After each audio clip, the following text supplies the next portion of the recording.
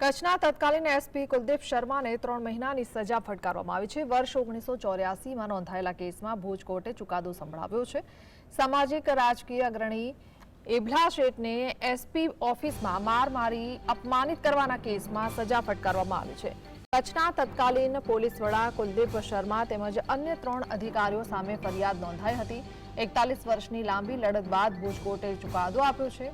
ફરિયાદી ઇબ્રાહિમ શેઠ હવે આ દુનિયામાં નથી રહ્યા, પરંતુ તેમના પરિવારજનોએ આ ચુકાદાને આવકાર્યો હતો અને મીઠાઈ ખવડાવી ફટાકડા ફોડી જશ્ન મનાવ્યો હતો।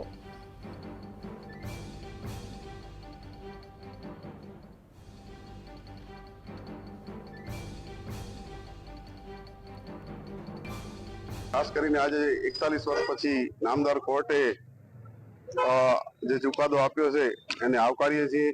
જે તે વખતે સત્તાના મદમાં રાજતા વિકૃત માનસ ધરાવતા એવા જે તે વખતના એસપી ને કોર્ટે જે સજા ફટકારી છે એમાં અમે કોર્ટના હુકમને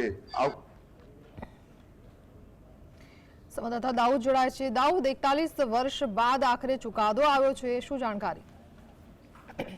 કચ્છના તત્કાલીન એસપી કુલદીપ શર્માને 3 મહિનાની સજા ફટકારવામાં આવી છે। વર્ષ 1994માં નોંધાયેલ કેસમાં ભુજ કોર્ટે આજે આ ચુકાદો સંભળાવ્યો છે। ત્યારે કુલદીપ શર્મા અને ગિરીશ વસાવડાને 3 માસની સજા ફટકારતી ભુજ કોર્ટનો ચુકાદો આવ્યો છે। જેમાં સામાજિક અને રાજકીય અગ્રણી એટલે અબડાસાના રહેવાસી છે। એસપી ઓફિસમાં તેમને માર મારી અને અપમાનિત કરવામાં આવ્યું હતું। તે કેસ 41 વર્ષ પહેલા નોંધાયું હતું, જેની આજે સુનાવણી હતી। તે દરમિયાન 3 મહિનાની સજા પડી છે। કુલદીપ શર્મા સહિત 2 અધિકારીઓને 41 વર્ષની લાંબી લડત બાદ ભુજ કોર્ટે આજે ચુકાદો આપ્યો છે। ત્યારે ફરિયાદી ઇબ્રાહિમ શેખના હવે આ દુનિયામાં નથી રહ્યા, પરંતુ તેમના પરિવારજનોએ આ ચુકાદાને આવકાર્યો છે અને એકબીજાને મીઠાઈઓ ખવડાવી અને ખુશી વ્યક્ત કરી છે અને ન્યાયપાલિકાની જે કામગીરી છે તેમના પર વિશ્વાસ હતો, જે તે વિશ્વાસ તેનો કાયમ રહ્યો છે અને કોર્ટનો પણ તેણે